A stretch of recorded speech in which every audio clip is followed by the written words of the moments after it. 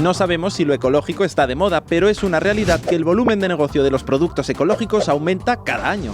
En Aragón contamos ya con más de 1.000 operadores que se extienden por algo más de 70.000 hectáreas.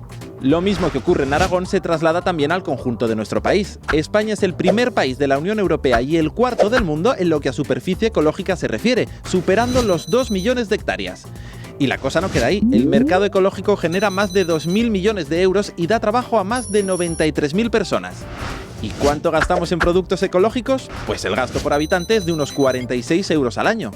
Nuestro país destaca también como primer productor mundial en aceite de oliva y vinos bio y ocupamos el segundo puesto en la producción mundial de cítricos y legumbres, por supuesto, ecológicas. Y se preguntarán, ¿cómo nos aseguramos de que un alimento es ecológico?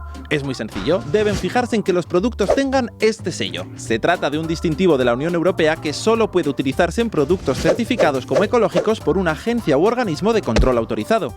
Esta certificación confirmará que cumplen las condiciones estrictas de producción, transformación, transporte, almacenamiento y que además tiene al menos un 95% de ingredientes ecológicos y el 5% restante cumple unas condiciones concretas.